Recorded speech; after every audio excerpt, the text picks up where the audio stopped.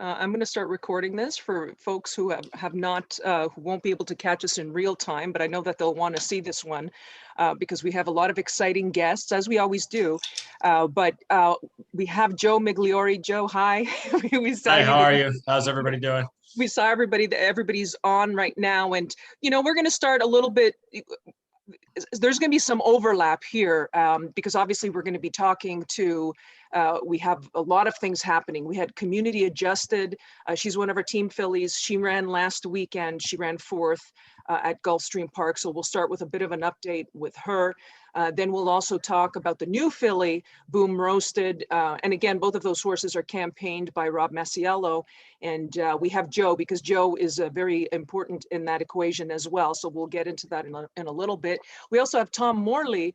Tom Morley, primarily based in New York, and he's going to be training our filly Boom Roasted. So it's very exciting. We have a really good cast on today. We're also going to get a little. We'll ask Mr. Green. I'm not sure. I know I spoke to John earlier in the week about Did It My Way in his retirement. So I'll just give you some.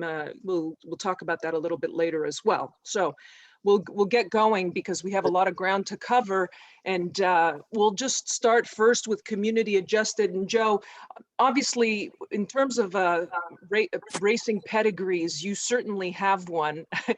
Your father, a very well-known jockey, Richie Migliore. Your mother, she was an assistant trainer, Carmela, also as well. So tell me just give us a brief overview of how you got into horse racing and really what some of your earliest memories in racing are.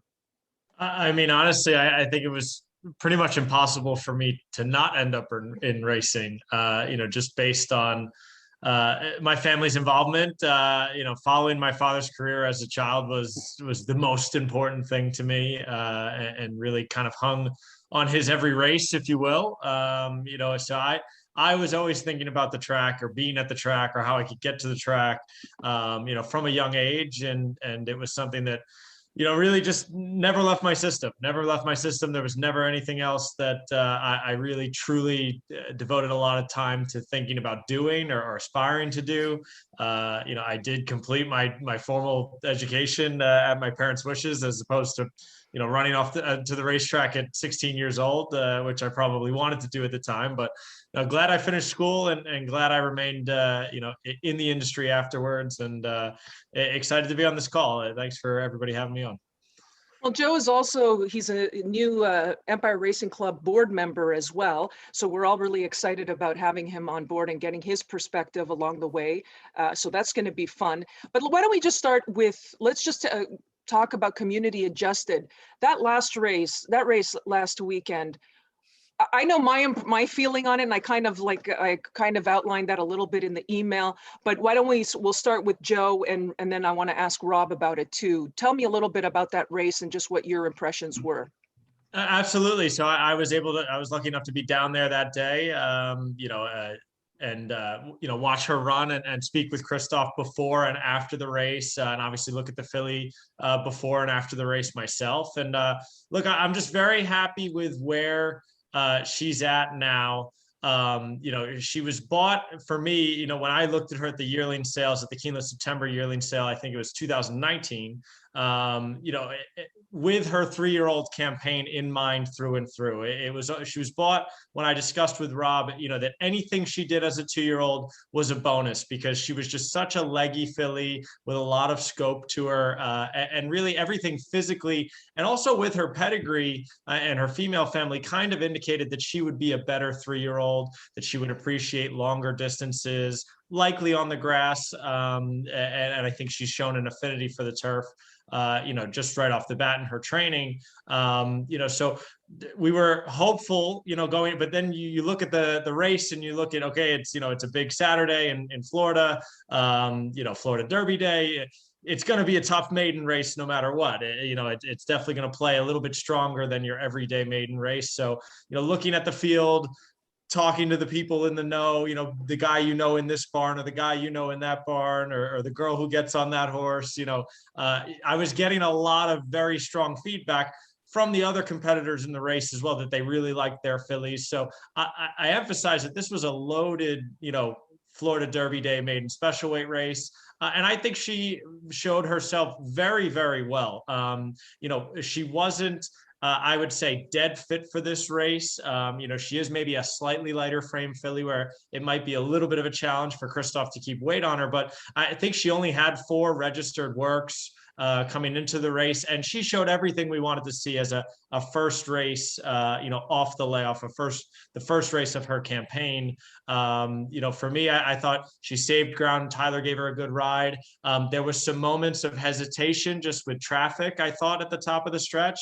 But when a small gap did appear in mid-stretch, she was very willing to run on through there. And while she maybe didn't kick as strongly as the winner or maybe even the 3rd place finisher, I believe, who was really rolling late, she did show a nice finish to her race, and finishing 4th in that field, certainly nothing to be ashamed about. And I think she's going to be much better next time.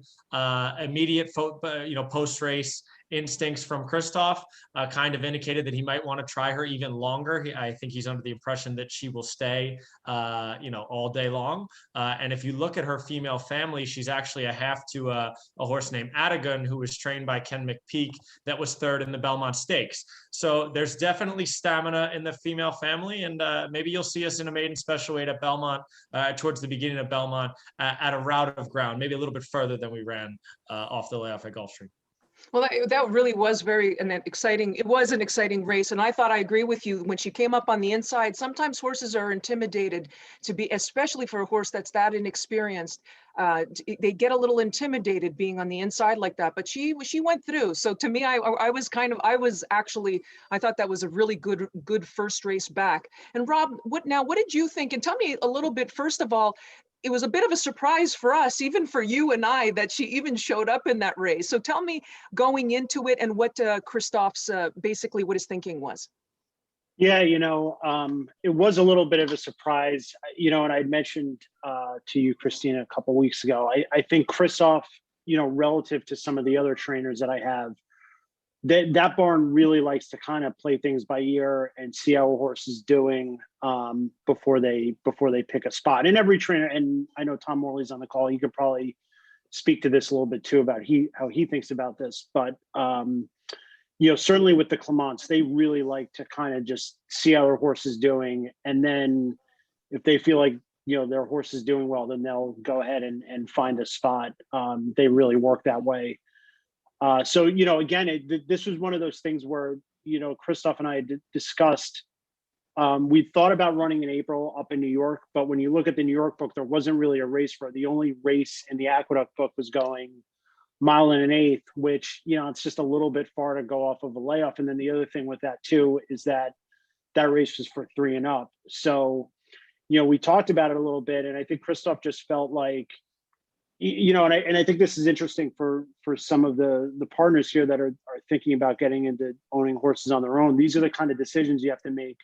You have to weigh kind of what the condition book has versus what your objectives are. And like Joe said, I think that she might have been a work or two short, but the flip side is, we could have shipped up to New York, and then we're going a little bit farther than we want first off the bench. And the other thing too is you run early April at Aqueduct, you never know with the weather if you're going to catch a really soft turf or whatever. So, we kind of weighed all those things. And at the end of the day, again, it was just a thing where Kristoff was really happy with how she was training, and, felt like this was really more than anything a race that was going to move her forward. I think when you look at her frame, I know we've commented, she's a very tall, leggy, scopy type filly. And I think that turf course down at Gulfstream is probably not, the kind of turf course that she's probably going to be best suited for. I think she's going to like kind of the more of the sweeping turns at Belmont. So, I know that, like Joe said, there is a race actually opening day in the new condition book for Belmont. It's a 1.25 mile race. Again, I don't want to say for sure that's where we're going to run, because, a lot's going to depend on how she trains the next couple of weeks. But I know that that's sort of the race that Kristoff is thinking about. So, certainly we'll keep you guys in the loop as to what he's thinking over the coming weeks. But that may be potentially a race that we shoot for next. I believe that's Thursday, the 22nd. Mm-hmm. So it'd be another 2.5 weeks from now. Okay, so that's exciting. That's something to look forward to, definitely. And again, great performance by coming back off of a very long layoff, but she ran great and it was a competitive field. So we'll obviously keep everybody posted and what's next. And when she's going to run next. But also, if we can switch gears just a little bit, we also have our new filly that we're introducing, Boom Roasted. And I don't know which one of you, Joe or Rob, who wants to take this one. But, you know, Boom Roasted, her physically, we have a picture, we sent out a picture to the members. Physically, she looks so different than Community Adjusted. She's just a different type of physical. And tell me, first of all, one question is, how did she get her name? Number two, what was the appeal when you guys saw her at the sale? I'll do the name part, Joe, and you Okay. can do the. Okay. So I don't know if there are any Office fans on here, but that was kind of a pretty famous episode of The Office where it was a long episode, and I think like one of the Stanley had a heart attack, and who was one of the Office members, and they all had to like do this like not sensitivity training, but like calmness training. And at a certain point, Michael Scott was like, because Michael Scott sort of caused the whole scenario where Stanley had a heart attack, and he's like, I know what will get everyone happy. Like you guys can do a roast of me. And so they do a roast of Michael, and like it goes very poorly, and everyone's kind of like ripping him, and he doesn't handle it well. And then the last scene of the show is him like, he has like a scene where he's like kind of thinking to himself, and then he goes back to the office and he just tells these really lame jokes, but he ends every joke with "boom roasted." And then that sort of becomes like you have to watch it. I'm not doing it justice, but that's where it comes from. And the Phillies by Practical Jokes, so I thought it kind of fit a little bit. But if you're an Office fan, you might get it. If not, that probably doesn't make any sense. But that's where the name comes from. Well, the fact that it came from the show that does certainly make sense. And Joe, tell me a little bit about what was the appeal. Maybe talk to us about the pedigree and the stallion, and also the appeal physically. Absolutely. So I think to kind of preface everything with buying this filly was this was this was a filly that in all likelihood in a non-COVID year would have been up in the New York bred yearling sale at Saratoga. Unfortunately last year we were unable to have either the select sale or the New York bred yearling sale up there in Saratoga. So what Fasig-Tipton did was they pushed both those sales, and they kind of merged them into one sale, kind of along with the Fasig-Tipton July sale as well. And you kind of had this very unique sale that had a mix of New York breds, select sale horses, and horses that probably were destined to go to the July sale, which is sometimes meant for newer stallions or for precocious types, kind of earlier looking types of horses. So it was unique for all the buyers working that sale, and the way it was structured as well was that the New York breds were sold first. There was about, I think it was like 150 to 200 New York breds or so that were at the very beginning of the catalog. So mind you, this is now the first yearling sale of the year. We're in this strange pandemic kind of year where the market was a little bit shaky. So Rob and I really went into it with an open mind of, if there's some New York breds we like at the start of this thing, and maybe in the first 50 hips or so, the market doesn't seem to be showing itself as very strong. Let's swing the bat on potentially a couple of New York breds here. So that was kind of just a little bit of the background going into that sale and buying her. In terms of scouting her and looking at horses at the sale down there, obviously when you talk about Practical Joke, everybody, there's a lot of hype behind him. There's a lot of, commercial appeal behind him. And I think it's all really generated by his sire, Into Mischief, and the explosion to the top that Into Mischief has had over the past couple of years, really highlighted last year by, I would say, Authentic and kind of showing that, he could have a horse, win a Triple Crown type of races. So I think the market then immediately starts searching for, okay, who's going to be the first heir that's going to carry that sire line forward. And you think about Practical Joke in his racing career. I mean, he was a Grade 1 winner at 2. He was a multiple Grade 1 winner at 2. He was a Grade 1 winner of the Allen Jerkins at 3. A very good looking individual, and he was throwing those types of horses that had an Into Mischief sort of stamp to them. You know, a lot of them are the kind of these plain bays, maybe a little bit of, you know, white, a couple white feet or white legs. But all of them at the yearling sale seem to just put their heads down and just walk with a purpose back and forth when you look at them at the sales. And she very much did that. She was one that really kind of strutted her stuff at the sale. She has a very precocious and strong look to her, a very strong hind end on her. So for us, I mean, to me, looking at her, she looked like an early 2-year-old potentially by a sire that, you know, had some buzz around him. And look, with new sires, we're all gambling, right? Nobody really has the true answers as to who, you know, the new stallions that are going to take off are going to be. But, you know, the stars kind of aligned here. And we were also able to get her, I think, at a price point that if we were in if we were in a non-pandemic year up at the Saratoga sale, she probably would have cost a little bit more than $110,000. She probably would have been $150,000 to $200,000 type of filly. So I'm really happy we came away with her, and all indications so far from the guys down at Sandhurst are that she is very forward and kind of leaning to the assessment that I made on her at the sale. And she's very close to shipping up to Tom. And we're excited about maybe some early action here with a 2-year-old. Okay, well, that's exciting. That's exciting news. And actually, we'll go to Tom just to ask him a quick question. Tom, my question is, when you get these young horses, these 2-year-olds come into you, basically, how do you approach it? What are your first thoughts? What are you looking for? And how do you integrate them into your program? So we try and bring them in groups. It's important to try and make sure that they have sort of what we call training buddies. So I'm going to be going down to the OBS April sale on the 18th. On the 19th or the 20th, I'll go over to Sandhurst. I'm going to watch 3 or 4 of my 2-year-olds do a little piece of work there. And then providing they all come out of that work in good shape and they all work well, then they're all going to jump on a van and come up to New York together. So it's a massive step mentally, this, for these baby horses. They've so far been, you know, this filly's been exposed to a sale. So she's been through the buzz of the ring and showing, etc. But she's then been on a relatively quiet property in just outside Ocala, where she's been learning the process of being broken in and track etiquette and getting accustomed to the starting gate and obviously having a rider on and picking up her work and her speed as well. But Belmont Park is a big deal. You know, she's never been somewhere with thousands of horses training at the same time. So the first thing you've got to do is just make sure that they settle in properly. You know, some of them take to it like a duck to water. They go out there the first day, but some of them can be very nervous types, and it can take them a little bit of time. So you really don't want to do anything too much with them until they've really bedded into their new surroundings. And as I said, some of them it'll take 24 hours. They'll take to it very well, and others it'll take a week, 2 weeks. We want to make sure they take their ship well. We want to make sure their weight's good and that they're eating.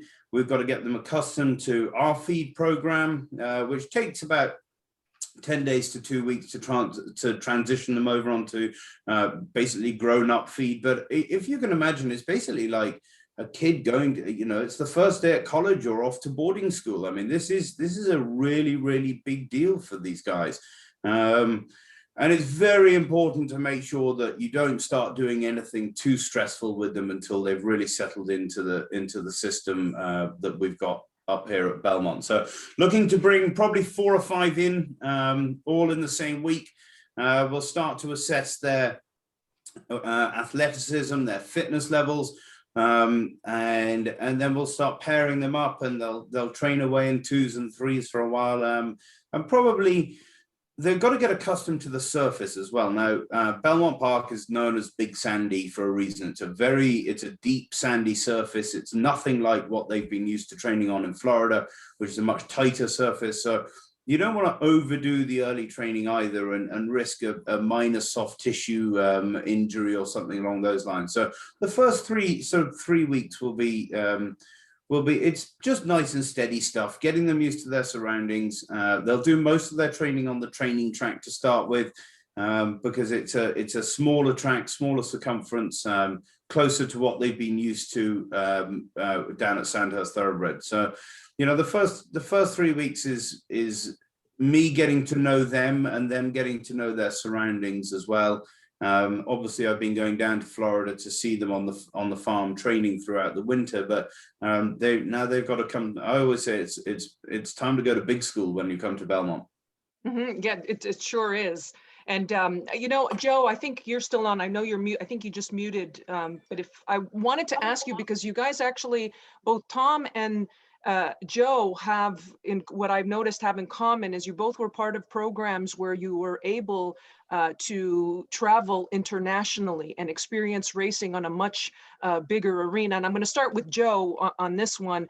Tell me a little bit about when, you know, you had said that your parents basically said, okay, we got to get an education. We got to, you know, and I know that you graduated, but then what did you do after you graduated from college? You know, so after I graduated college, that summer, I was up in Saratoga like every other summer in between school, and I worked in the press department at NYRA in the afternoons, and I worked for actually I worked for John Kimmel in the mornings, just kind of hot walking and doing, you know, anything that needed to be done. But then shortly after that, you know, after the summer winded down and horses started going back down to Belmont, I kind of took a look at everything I'd done up to that point in my resume and said, you know, what I'm missing is some farm work. Quite frankly, I've been at the racetrack my whole life. And also some international experience. You know, I knew then, and I even know more so now that it's a global game. And you know, you need to go see it all and really, you know, get different perspectives and see what other countries are doing or how they approach things. So I applied in the late fall for the Irish National Stud breeding program. And was lucky enough to get accepted onto the course. I believe it was 2014. Was a member of the 2014 course and made some outstanding friends there. Friends, you know, from all over the world that I'm still close with, you know, to this day. And you know, it's great, that program, because you know, the Irish National Stud is a state subsidized stud farm, you know, and honestly, the students somewhat of the labor force, you know, during the breeding season, is usually about 30 students that come in. But, you know, once the work is done, you know, on the farm during the day, you have lectures at night, in the evening from different industry professionals on a variety of topics. And it was a tremendous learning experience. It was a lot of fun, made a lot of good friends. And honestly, that set me up to continue on in my travels. And I was able to get a job down in Australia at Arrowfield Stud after that. So, you know, was able to spend some time in Ireland, able to spend some time in Australia, and then I started getting homesick and eventually came home to the US and began working for West Point. But I would recommend the Irish National Stud course to any young person that's looking to learn more about the game or get some international exposure. You'll learn a lot, you'll make a lot of friends, and you know, don't be afraid to apply. You know, I think that's great. You make a great point. First of all, I'm a huge fan of John Massara. I spent quite a bit of time in Australia. I traveled quite a bit to Australia for the TDN back in the day, covering the sales. So I got to know the Massara family quite well. And really, Australian racing is just something, it's something else in itself. It really is an experience that if everybody can experience once, just to go to the race day, to any of the race days, the big race days in Australia, it's a lot of fun. But so Joe, you came back to the States. You worked for West Point, and what did you do for West Point, and how long were you with them? You know, so with West Point, I was really, you know, sales and partner relations. You know, anytime we would purchase a horse, you know, obviously then they're going to be syndicating shares of that horse out to their partnership base. And, you know, myself and two of my colleagues, Tom Bellhouse and Jeff Lifson, that was our job, was to sell shares.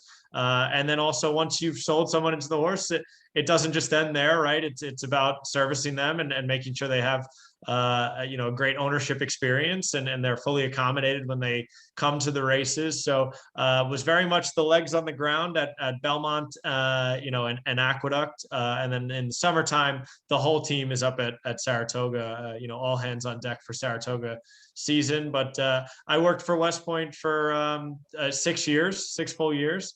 And it was a tremendous learning experience. I really did learn so much on the ownership side of the coin that I needed to learn and that I needed to experience, and just dealt with so many different partners from all over the country and all different kinds of personalities and levels of understanding of the game as well. So for me, it really accelerated the process of, how to speak to owners and how to conduct yourself at the track, with owners. And then also working the sales with West Point was a great experience too.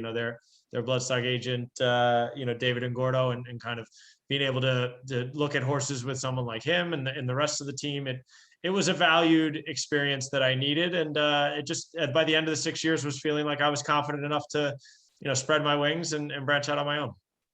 Well, after 6 years after branching out on your own, I think also during that time, you established some really important contacts as well along the way. And one of them being Rob Masiello, who obviously has come along.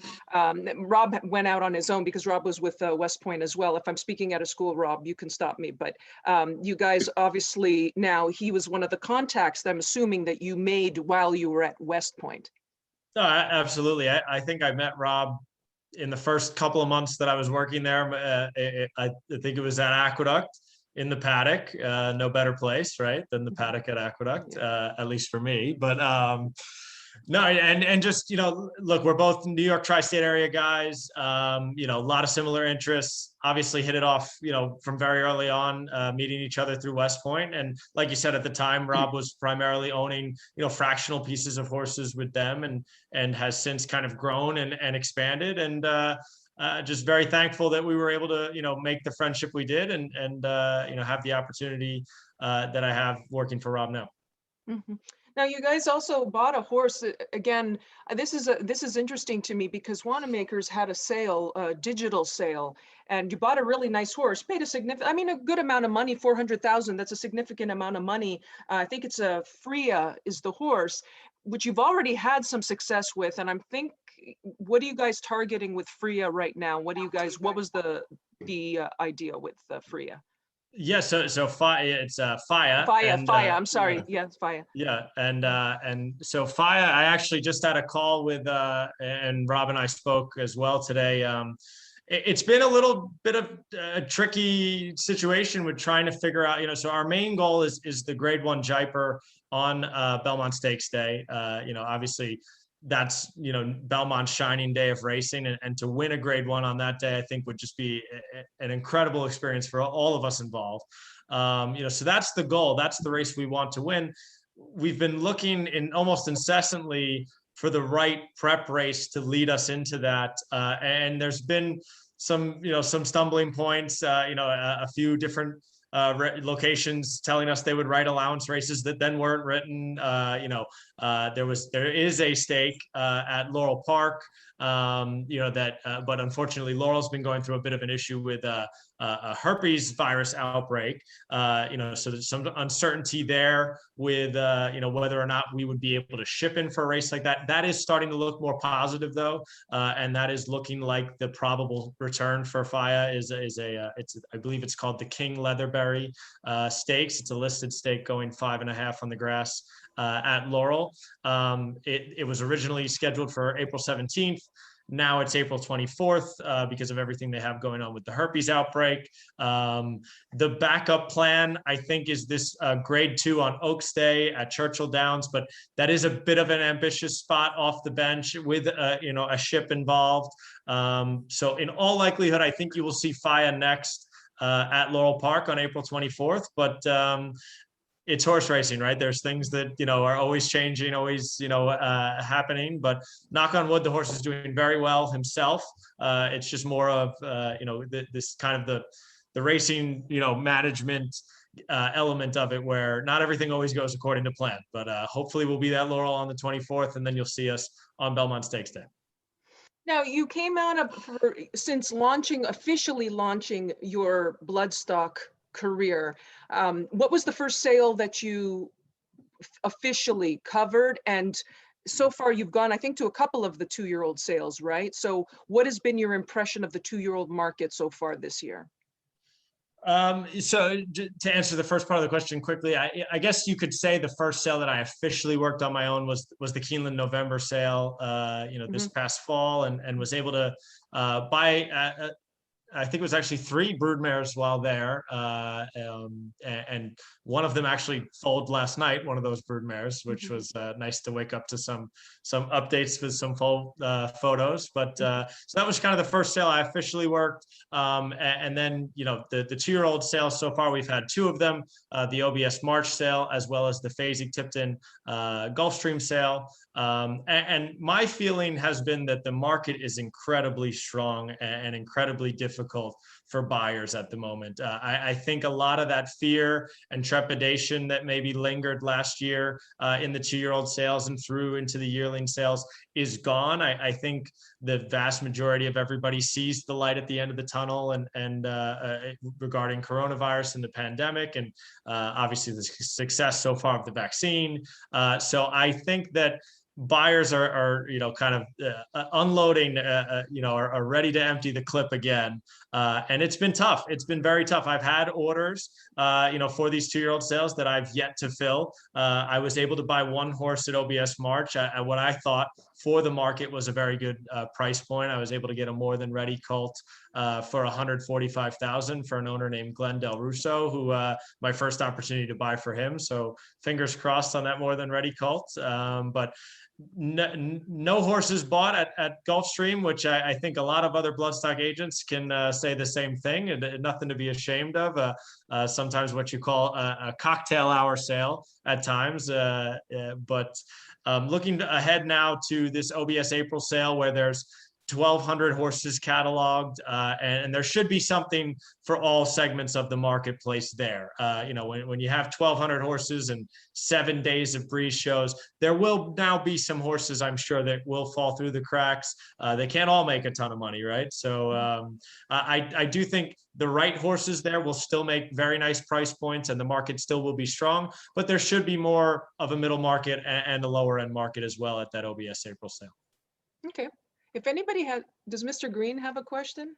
I think, hold on a second. I think Mr. Green has, I was just about to say, if anybody has a question, please feel free to ask. Hold on a second. I'm going to bring up, hold on. Let's bring up your mic. Okay, there you are. I think your mic is up. Audience, okay, for the people in Empire, can I give them a little background so you can appreciate a little bit more of what Joe's talking about?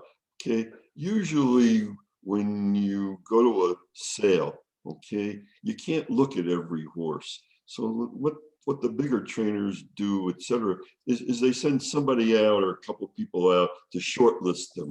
Okay, they try to look at every horse so they can come up with a list, and then they can go and look at it because they have more experience, etc., kind of thing.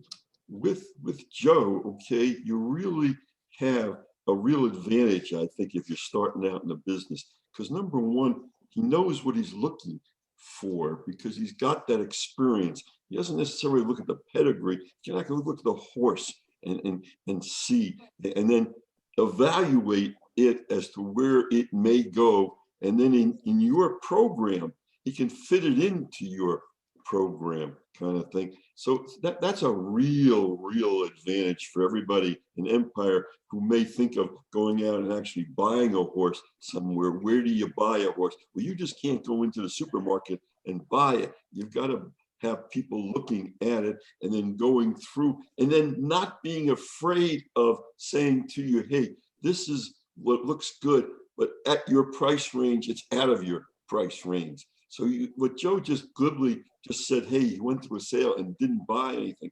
That's very hard sometimes for a paid agent because they don't get paid unless you buy a horse. So again, I get no commission, but Joe, I think, is a very good example of somebody who you'd like to look at, have looked at the horses for you because of his experience. Mhm. Okay. You know, and that actually segues into the question I was going to ask you very well. Thank you, Mr. Green, is what do you look for? What are the things? Because obviously some agents have certain, you know, particular things that they like to see in horses that they purchase. So what are some of your preferences? Well, look, it's like Glenn just described as well.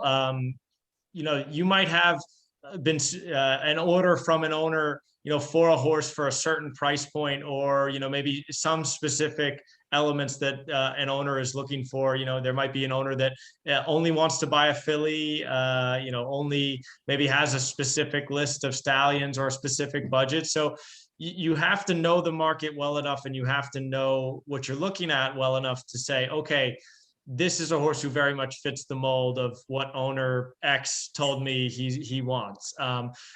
In general, looking at horses, all horses for me need to have, you know, certain conformational elements that are obviously going to be attractive.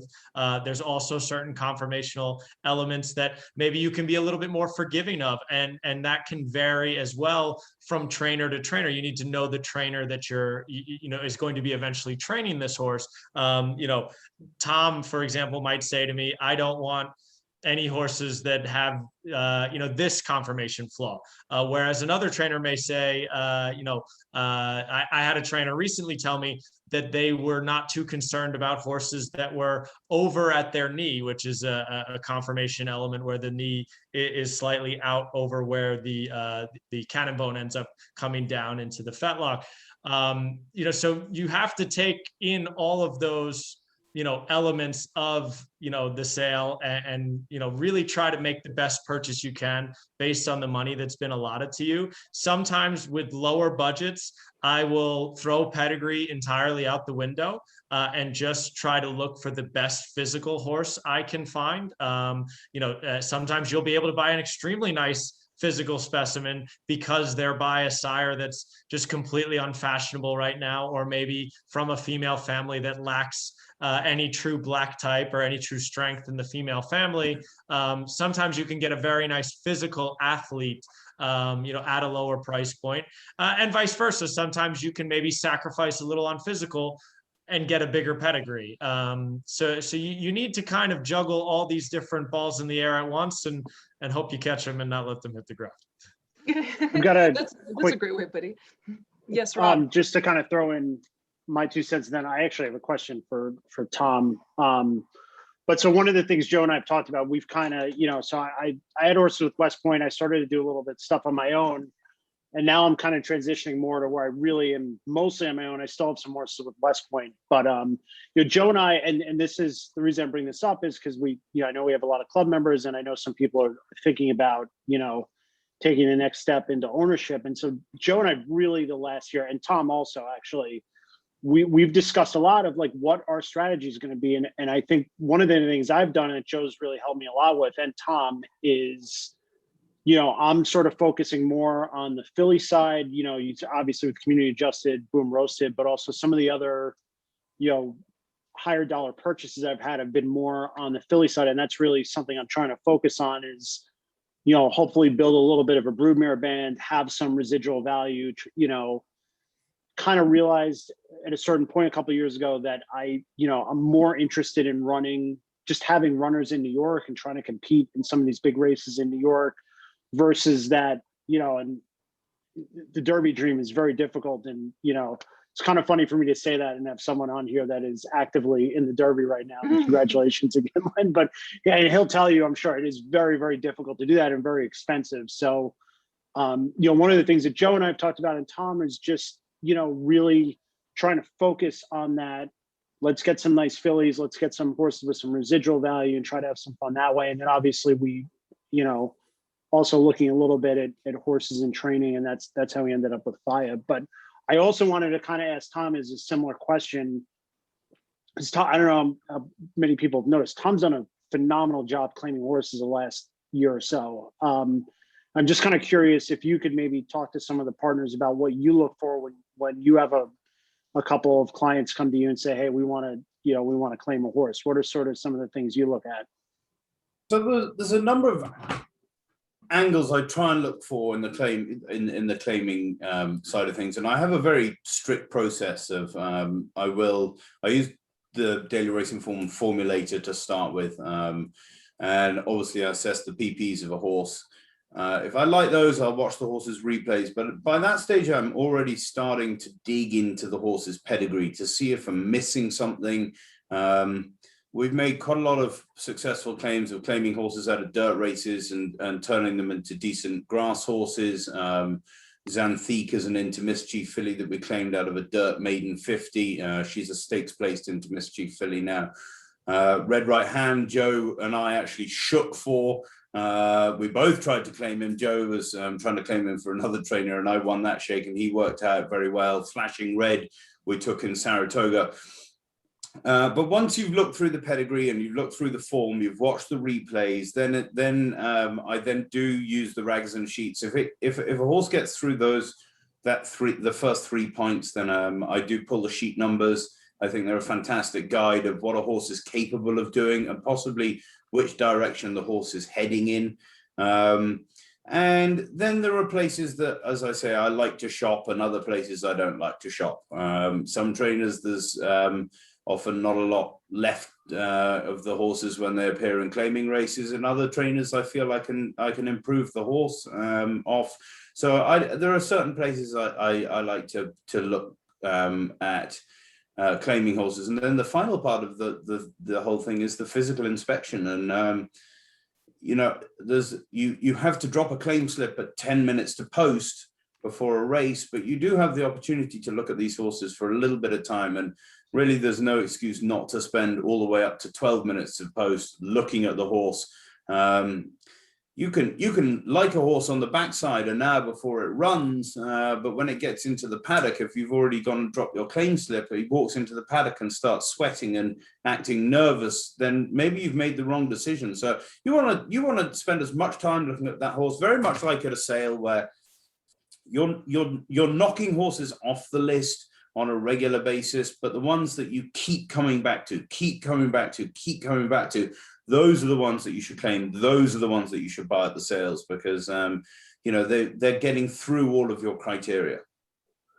It is a very tricky game, and obviously, actually, I saw Aaron Yagoda just jumped on too. He's also very involved in the claiming with the claiming game as well. Larry, I see that you have a check mark. Did you have something that you wanted to ask, or was it just a commentary on what's? No, that's it. Okay, I see that you have the check mark there, so I thought you might want to comment something. I don't know how to get rid of it. Okay, that's fine. No, it's gone now. I think it might be gone. It's okay. I just wanted to check on you to make sure that you didn't have a question. If anybody has a question for anybody, whether it's for Joe or Rob or Tom, as we're going along, please feel free to just ask us, and as I said, you can put up that icon where you raise your hand and we can ask questions as we go along, or even Mr. Green, who's on here as well. So, you know, I'm going to transition a little bit here, slight transition, because I mentioned this a little bit earlier, that Joe had some international experience, that he went to the national the program. He went through that program. But Tom, let's turn to you. You also had, first of all, we can detect, it doesn't go unnoticed that we can detect a bit of an accent there. So we know you're probably not native, probably not born in the United States, but can you tell us a little bit about your background and how you came to New York?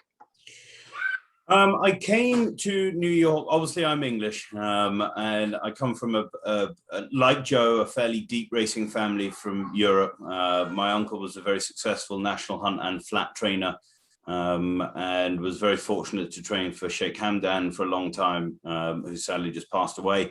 And cousins of mine work for the Jockey Club. I have a cousin who's a national hunt trainer. I have one of my cousins is one of the leading bloodstock agents in Europe, Charlie Gordon Watson.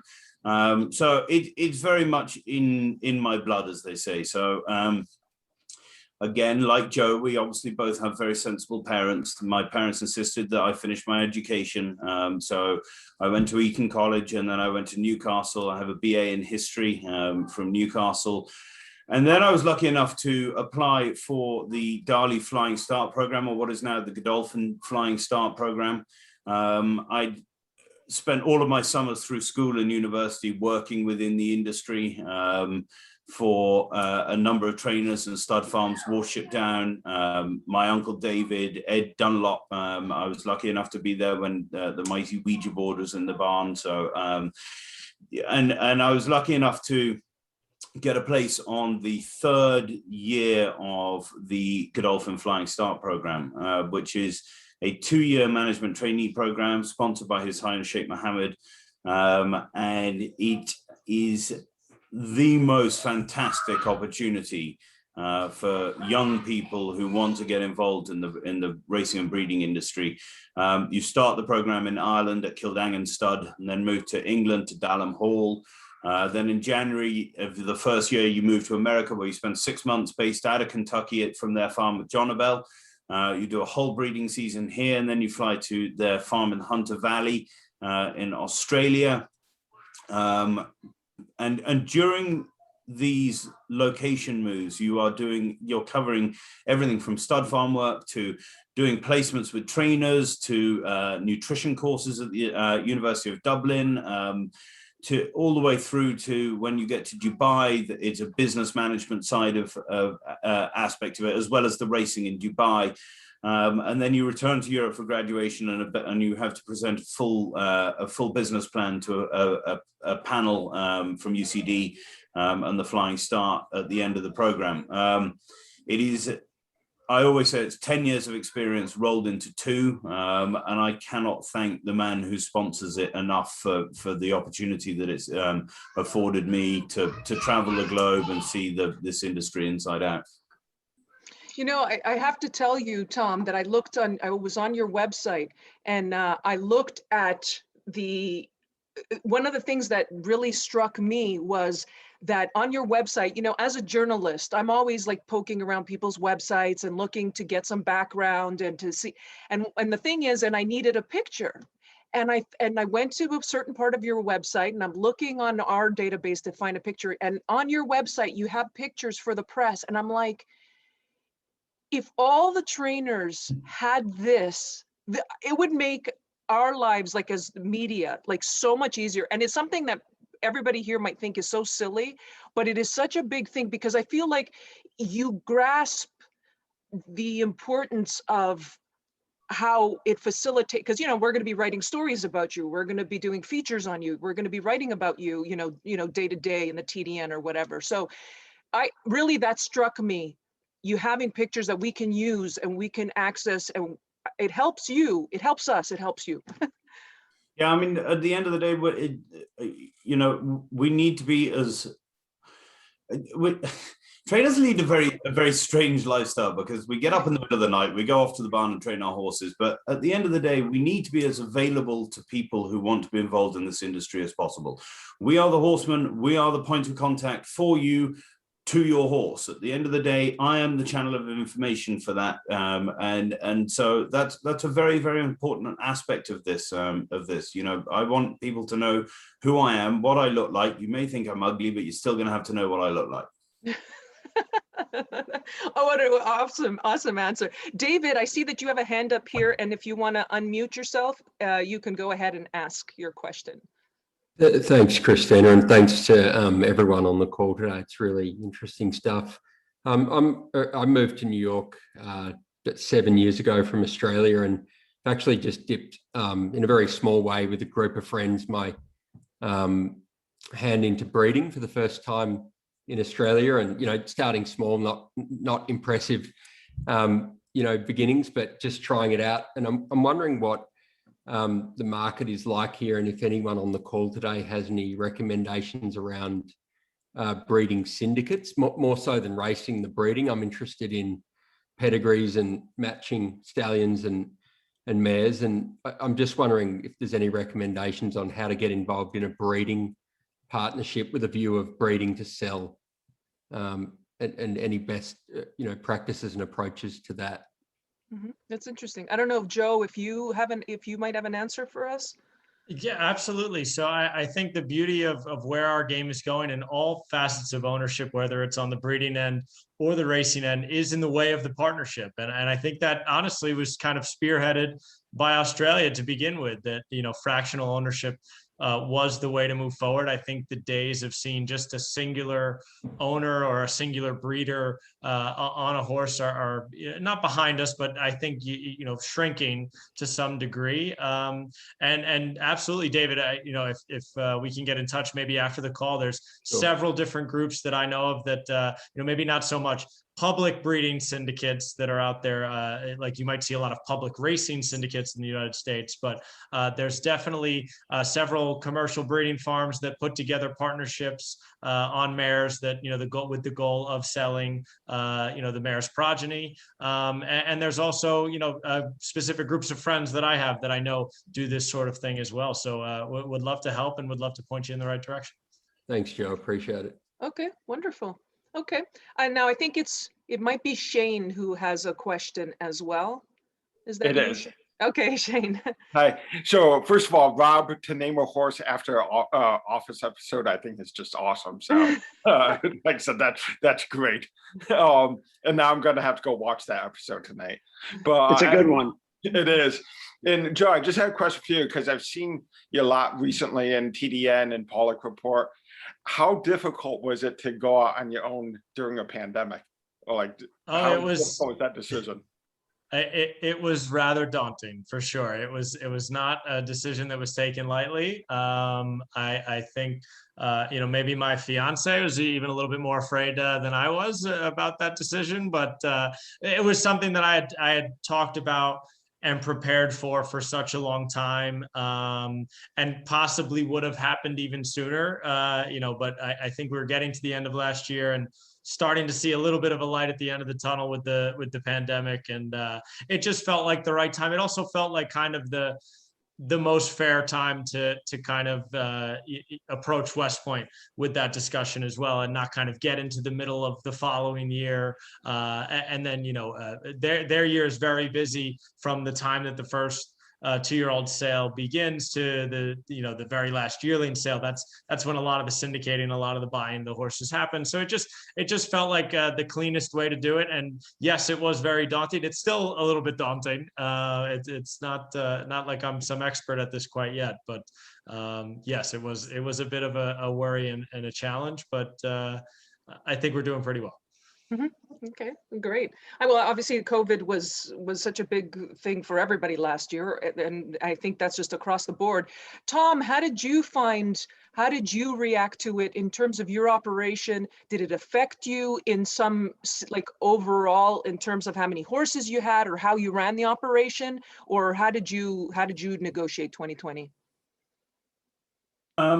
It hit us a number of ways, funnily enough. It started off with a tragedy. Martin Zapata, who'd been part of my team for over 3 years, actually died, and he died very, very early on in this of the pandemic for us. It was extremely scary because we didn't really know or understand what was going on, how it was going to affect us.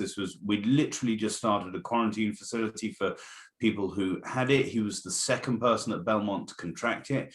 And he actually died. So that it started off tragically for us, to be perfectly honest. And then we faced a tremendous level of uncertainty, and we didn't know when we were going to be back with live racing. We didn't know what the structure was going to be.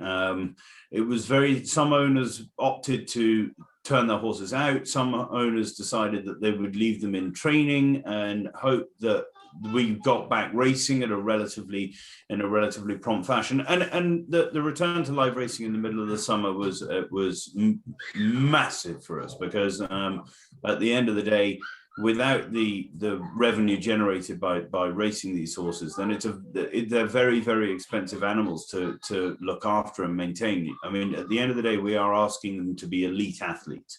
And there is an entire structure of people, from the veterinarians, the chiropractor, the acupuncturists, the blacksmiths, that, it takes an army to get your horse to the races.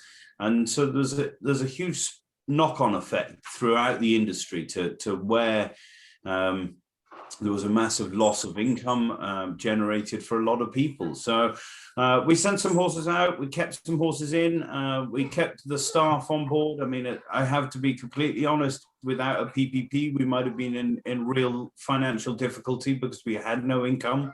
So it's been a very long year. It's been a tough year, but we've been very lucky to have some amazing clients who have stood by us and kept at it with us. And I think there's a real light at the end of the tunnel now, and as Joe said, that's being reflected in the price of these 2-year-old sales. Where, in New York now, we're racing for boosted purses again. We're hopefully looking at maybe 100% capacity for Saratoga or something along those lines. And that's the most important thing. Is at the end of the day, my job is to look after your horses, but they're your horses, and so when you can't come and see them run or come to see them in the mornings, it's it can be a little bit soul destroying. That so it's great that we're beginning to see stadia opening up again. It's great that our clients can come to the backside to see their horses again, and I can't wait to see you all at the races. Yeah, I know, certainly from hearing from the members, that's certainly the case for us as well. But Stephen, I think you have your hand up. Did you have a question that you had that you wanted to pose to either Joe or Tom? Good evening, everyone. Thank you. A great meeting so far. Thank you for putting it together. Really informative as usual. I do have a couple of questions, just kind of general question. I guess the first one is for Joe, just to understand a little bit more. When you go to a sale and you acquire a horse, let's just say hypothetically you acquire a horse for $100,000, and I don't know if this is proprietary or not, but like what is your fee on something like that? And are there any other fees associated?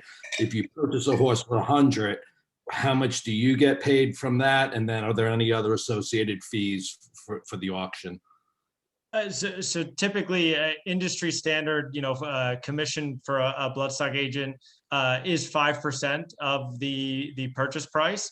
That being said, there are definitely owners that approach agents, and potentially try to negotiate that, or there are some agents that'll also choose to work on a retainer for specific owners. So it's I'd say the most common thing you'll see is a 5% commission, but there are different arrangements that typically can be made. Sometimes larger owners will want to assemble somewhat of a team of bloodstock agents, or just a large shortlisting team to some degree. So I would say the industry standard is that 5% commission, but there are other arrangements that sometimes owners will try to make with agents. And then the only other cost that on the buyer's end that would be associated with the sales would be the cost of doing a veterinary examination on the horses that you're looking at potentially bidding on or potentially buying. You want to be able to vet these horses at the sale to make sure that the product that you're buying is without issue. And it's honestly probably the most important part of the process, and the final part of the process is that vetting. So you typically will have to pay a veterinarian per the number of horses that you do vet at the sale, and obviously that's going to vary as to how many horses. Your total cost is going to vary as to how many horses you vet.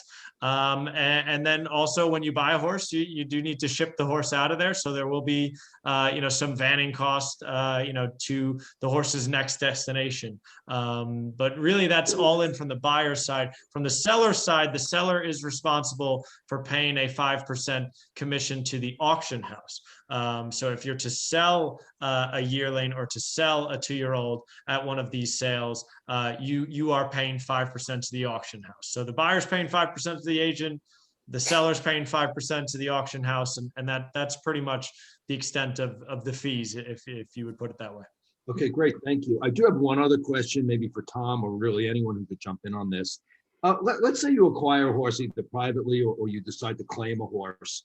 Do certain trainers, good legitimate trainers, do an arrangement where they'll do like a reduced day rate or no day rate in exchange for a higher percentage of the purse money? Or are there like arrangements like that trainers will work with, or they'll do like claim a horse and they'll do half and the private owner will do half and you'll go in 50-50? Are there like those types of arrangements in the claiming game?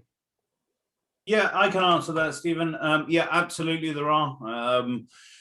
There are what people would describe as no expense models, where an owner may claim or purchase a horse and give the trainer a large percentage of that horse in return for no bills.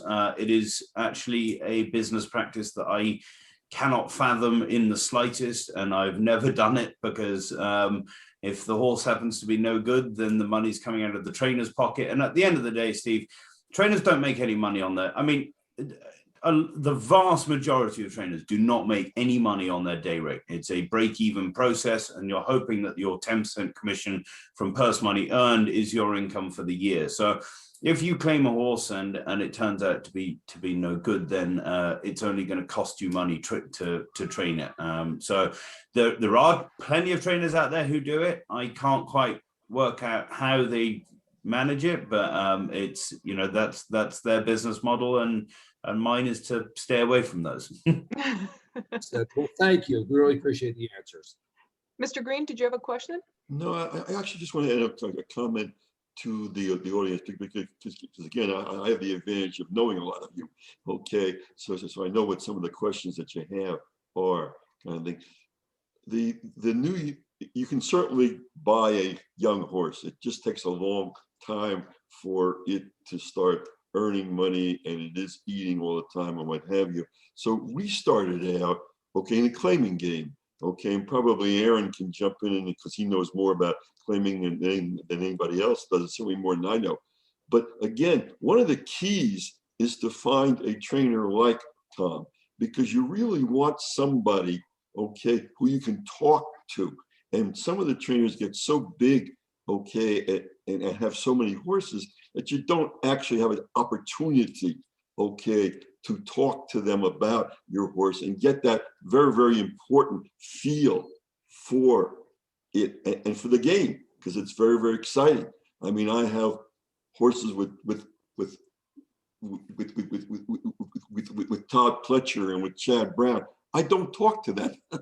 I know their assistants' names, okay? But again, so I think if you're starting out in this group, you need somebody like Tom, and you can't be worried, Stephen, about, you know, can I do a deal with them? Because you want somebody who they make money and you make money, okay? So again, I agree with Tom, okay? You don't want that kind of arrangement, but you do, to really get the fun out of it, okay, as Joe was alluding to, get a couple of friends together who want to buy a horse, because then you can share that camaraderie.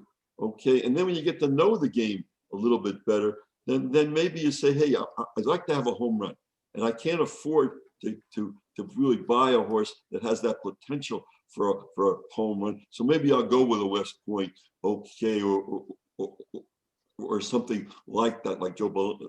Okay, so again, that's that aspect. But Aaron, if you're on, if just for a minute or so, with Christine's permission, if you're going to claim a horse in New York, do you do it differently than what Tom was talking about, or what Joe was talking about? No, I mean, I look for, I like to claim fillies because I like the residual. I try to find something that, to me, I can get half the money back if I'm wrong, because chances are a lot of times you'll be wrong. And if I can get half the money back at a broodmare sale, then I feel that I have an opportunity to reinvest that money again, versus, you know, a guy who claims an 8-year-old gelding that was, you know, at any time could run a great buyer figure and run a big Ragozin figure. But realistically, I either have to donate him to new vocations or drop him down and hope someone takes him. So I try to have that residual factor. I also like selling them in a market, so at the broodmare sale, so I don't really have to worry about that they might land up in bad hands down the road. And that's the way I play it, among the other things like Tom mentioned before about, you know, the sheets and the physical and stuff like that. Mm-hmm. You know, I have a question for Tom. We're talking about, so Tom, you're based in New York, and New York, probably one of the most competitive circuits arguably the most competitive circuit in the country. There's a lot of, in terms of the business side of it, in terms of taxes and all that kind of thing, you know, New York is just an entity unto itself. There are challenges that are inherent in just racing in New York. Tell me a little bit about why did you decide? I think you were with Eddie Keneally, and then with Eddie, you ended up in New York. But why did you decide to stay in New York? And what do you think are some of the advantages? Why do you think you've gravitated and you've stayed in New York?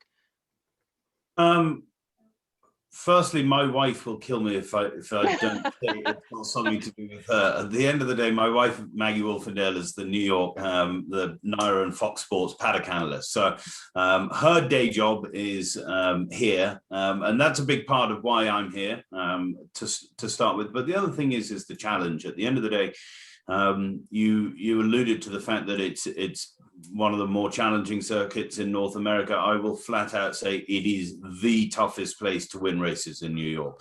You have the biggest owners, the best horses. I take nothing away from the horsemen around America, but this is where it's at. The biggest races, the most prestigious races, to me, are here in New York. So those people that tell me that Del Mar's wonderful, well, they obviously haven't been to Saratoga quite enough, because that is the absolute pinnacle as far as I'm concerned in American racing. And but it is look, it's very challenging, and it's a very, you know, there's the ever growing statistic side of racing, where people dive into your statistics and win percentages and this, that, and the other. And so when you're somebody like me who has anywhere between 30 and 40 horses in, it's hard to compete with the guys who have a couple of 100, 300 horses on their books. And so, you know, so long as we're being competitive and winning our share of races, then I'll be here in New York for as long as you can stand me. Well, you've had a couple grade 1 winners. I think your first grade 1 winner was in Saratoga, was it not? Yes, the ballerina. Have You Gone Away won the ballerina. I actually stood next to Rob and Joe when she won, and I'm pretty sure we broke about 10 people's feet jumping up and down on top of them, and it was a very, very, very special moment indeed. Very. Definitely. So does anybody else have a question for any of our, we have a lot of the team on today's call. And one thing too, Christine, I just wanted to point out real quick, Yes, Rob. something we had planned last year obviously didn't happen because of the pandemic, but talking a little bit about claiming and, you know, and again, to kind of come back to the, you know, why we started this racing club is we really want to expose all of our club members to the different aspects of racing, be it a breeding partnership, racing partnership, claiming a horse, going to an auction, buy a horse, all those kind of different things. One of the things we want to do from a New York Thoroughbred Horseman's perspective is we really want to get all of you up to Saratoga at an event where you can meet, you know, all the different trainers, all the different bloodstock agents involved in the game, and try to do kind of like a mixer. I don't know if mixer is the right word, but, you know, I think one of the issues we have in racing is that there's kind of like the trainers, you know, again, and Tom talked about it earlier, you know, it's a job where they're working, you know, a lot of them from 4 or 5 o'clock, you know, maybe Tom, it's more like 8, 9 o'clock because he's lazy, but most of these trainers are getting up real early in the morning. They're working all day. Yeah, I'm just kidding about Tom, but you know, so and then there's that whole other side of the business that's like the business side of it, of meeting clients and stuff. So, you know, one of the things that we want to do is Horseman, and Aaron and I have talked about it. It's like we want to try to give at least our club members and certainly other prospective owners a chance to kind of mingle and meet different trainers and get to meet a Tom Morley, meet a Linda Rice, meet a Lee Giamatti, all the different, you know, the big and the small and in between trainers that have different, you know, kind of strengths and what they like to do. And so anyway, that's something we were trying to do last year. Obviously it didn't happen with the pandemic, but, you know, it's something that I'm really looking forward to this year. And again, keep the questions coming in any aspect of horse ownership. You know, we want to be, you know, a guide and a helping point for, again, whatever kind of ownership, or if you just want to stay with Empire, that's also cool too. But we're more than willing to help out in any way we can. Well, I think that's a great point that Rob just made. And also to touch on something Mr. Green said a minute ago too, like not every, yeah, you know, you have the Chad Browns and the Todd Pletchers, and Todd trained our first filly for us. And there is obviously very successful big operations, and really they have also the business side of it. But at the same time, not everybody wants to, if they have their first horse, not everybody wants to be necessarily with a Todd Pletcher or a Chad Brown. And I think, you know, what I was alluding to earlier, which I don't know if when I mentioned about Tom having the pictures on his website, it's just that it's a different, we're in an era of horse racing where trainers really have had to adjust. If you go back 20, 30, 40 years ago to what trainers, how they were operating back then, Bobby Frankel, probably one of the most, you know, famous trainers, even Charlie Whittingham, Las Barrera. Obviously there was an internet back then, but it was a different time. And now trainers like Tom Morley comes in, you know, obviously a different perspective, and they offer to us, not only to the media, but also to their owners. It's a different experience. So it really depends on what you want. You have an owner like Mr. Green, he'll have horses with many, like several different trainers, and because that fits his operation. And you'll see other owners that maybe just have 2 trainers because that fits their model. But I think that's great, both of the points that you both made. And I just think because we're in a new era, and I think it's great to see trainers like Tom. Do you want a great example of how far the level of communications come? Yeah.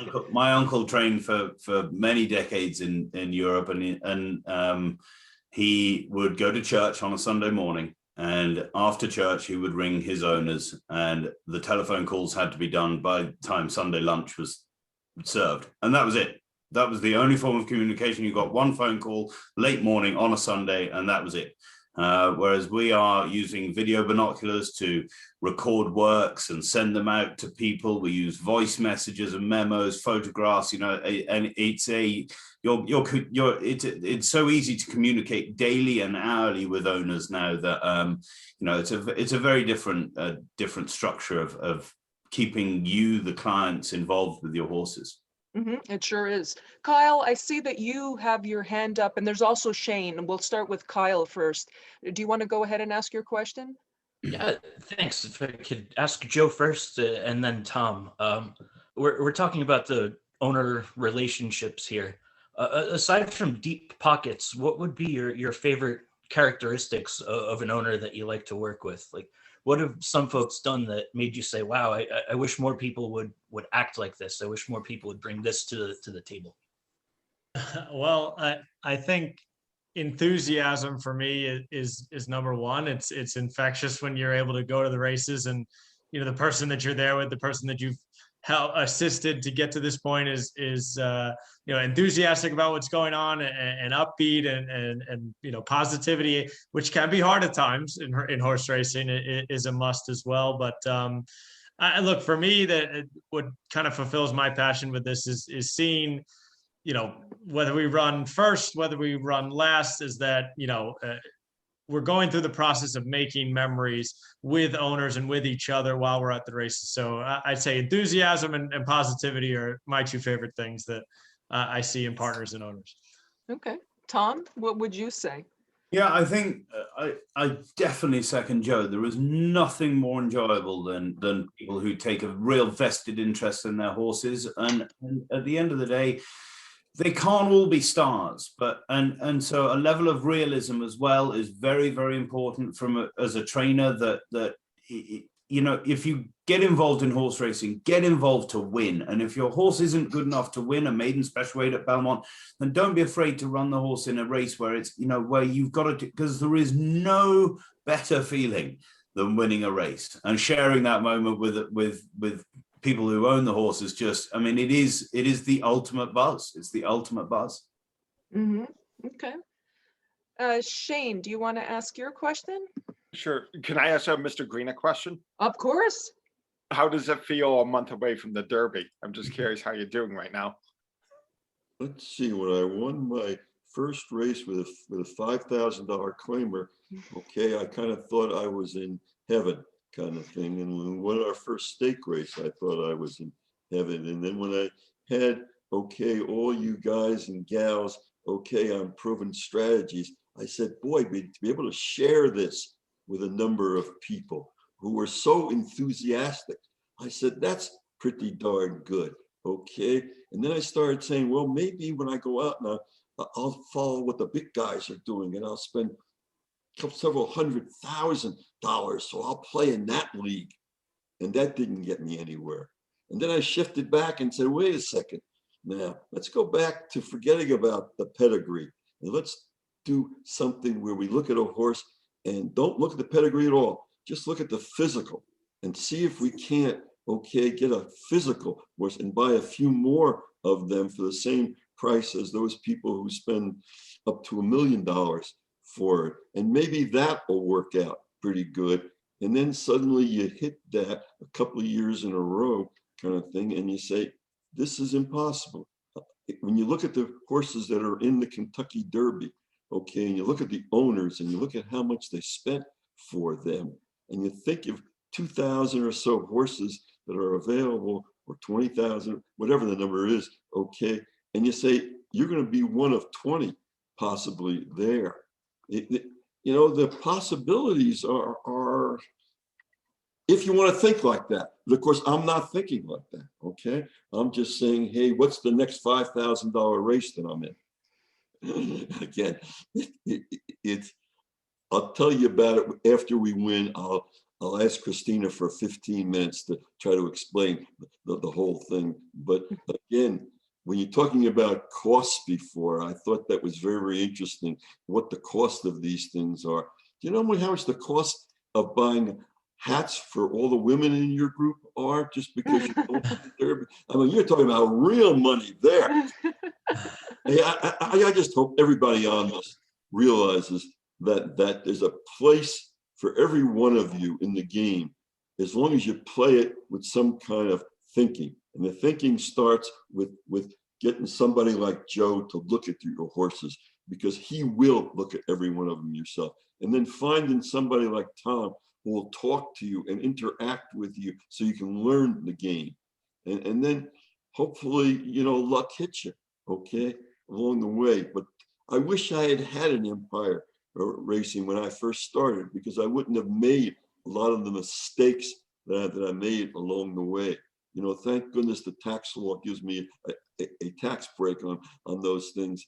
But again, this is fantastic, Christine, and thank you for actually doing it, and all the homework that you put in so that you have 30 questions for each person.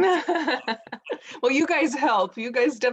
You know, Mr. Green, I had a question for you. Now, wait a second. I already had my limit. I know. I just, Bill, because I just wanted to ask you about, and we're talking from now because you mentioned this, or you touched upon this a second ago, the economics of horse racing, owning racehorses, racing horses. If we kind of segue a little bit to did it my way. So we announced also, we just announced this week his retirement. He's going to be retired. He's going to, you know, obviously he's going to go to a wonderful home, just as Now and Again did. So tell us a little bit what goes into when you use him. You can use him specifically. You have a horse, 2-year-old, turns 3, training, maybe, you know, you don't see exactly what you thought you might have seen with him. Now he also might have like a nagging physical issue that might be coming up financially, because now you're trying to balance, you know, racing these horses and also the financial aspect. What can you just tell us what goes into your thought process to say, okay, I think we should move on with this horse, or no, I think maybe we should back off, or I think we should retire? Okay, let's go back to what Tom said before. Okay, you buy a horse. Let's say you buy a horse for 100,000, just for an example. Okay, does that mean that you only race that horse in maiden special weights because, hey, you spent 100,000, it must be a good horse? And that's your first mistake. You've got to realistically say to the trainer, okay, I bought the horse, and what is it showing? And if the trainer will tell you, okay, it's not a stake horse, okay, it may not even be a maiden special weight horse, then you've got to step down and say, okay, we're in this game to win races. So let's put the horse in a place where it has the opportunity to win, Okay, and maybe in the beginning you start off with a New York bred, so maybe you have a chance to be able to race it against New York bred. So maybe there's an advantage. You try to get an advantage, but if the horse is not showing anything, okay, then you drop it down to where you think you can win. If it's still not doing anything or it gets physical, then you can do two things. You can close your eyes and say to the trainer, really drop it down to 5,000 or some other number, and I don't care who takes it, and I don't care what happens to the horse. And that's the wrong answer. Okay, the right answer is if it can't win, then maybe you want to donate it, okay, to a good home, or donate it. We've donated some horses to prisons. We've donated some horses to Babson College, and they become polo horses. But at least do that so that the horse is taken care of, and you pay some money for somebody to take care of it and do it, and then you get to take a tax deduction for it besides. So I'm prejudiced in the sense that I look at this thing as a business, and the business is making money first, expenses against it, okay? And if you lose, at least let the government pay for part of it because you're actively involved. And then if it can't race, take care of the horse, okay, and donate it to somebody who can do it. Okay. Does that answer your question? Yes, that was exactly, yeah. I wanted to know exactly what you were thinking, and that was it. Does anybody have a question about anything that we've spoken about for any of our panelists, even for about Did It My Way, his retirement? Again, we have several people on here, so I'm not sure if you guys have any more questions. Great job. Mm-hmm. Oh, Larry, yes, Larry, you're up. Oh, we were wondering if there's any news on Starlet Daydream. So I put that in the last update. It was the very last line. She's going to fold, and her folding date was April 1st, but she hadn't fold as of April 1st. So they were going to be a little bit late with her. So they said that they were going to get back to us and let us know when she does. But she's due any day now. If she hasn't foaled already, she's going to be foaling any day now. Oh, one more thing. Yes, I yes. want to let Len know that whenever we see his silks, we're screaming our heads off. And when Helium won, we almost had a stroke. Larry, let me tell you how just thank you very, very much. But now the idea of going to the Derby, okay, then can you advertise now in the Derby? Well, yeah, now they're allowing you to actually put, okay, your company name on the jockey. Now we're picking out a jockey, and now suddenly we have to ask his permission to put our name on his pants. And that's one of the decision points, because some of the big guys have already committed to sponsor somebody. So how's this world? The world is always changing, kind of thing. Not only are you concerned about the silks, you're concerned about, can you put something on the jockey's pants? It's an exciting world. But everybody on the audience should have that kind of problem, okay? And the same problem with the hats. Those are great problems to have, okay? So if everybody knows, so Helium is going to be training, Mr. Green, if I'm right, he's going to be training up to the Kentucky Derby. That was the announcement. And how's he been doing? Did you get updates? Have you had a recent update on it? Again, from you people on the Empire, okay, there's the normal way of doing things. We keep on talking about that, whether it's with agents or with trainers, et cetera, kind of thing. There's a normal, considered the right way to do it. They space out the races leading up to the Kentucky Derby so that you're training harder and harder against better horses. So theoretically, you're ready when the Kentucky Derby comes. And then people like the Greens, okay, say, nah, let's not do it that way. We're fortunate enough to have the number of points necessary, we think, to get into the Derby. So let's do it a different way. Let's train up to the Derby, okay, so that we're peaking at Derby time instead of losing our race, okay, because we've had to race hard to get there, kind of thing. It's a great way to do it if you got the number of points to do it with. Now, what you're sacrificing, so that everybody understands, is IRAD and et cetera, those very large jockeys, okay, are not going to want to ride a 30-to-1 or a 40-to-1 horse. So, you know, what do? Okay, I go to Joe and I said, do me a favor, ask your dad, I'll come out of retirement so he can ride us. But, you know, you're really, so this is a strategy game, no matter what level you're playing at. It's a strategy game, okay? Now, we're taking Aaron with us, okay, down to Kentucky Derby. So that's, you know, that's a good luck charm, okay? It sure will be. Again, that's kind of the update. And you don't want to say anything if you're smart about the thing leading up to it, okay? Except that 30-to-1, if you bet some money and it wins, that's enough money to go out and buy a horse with it.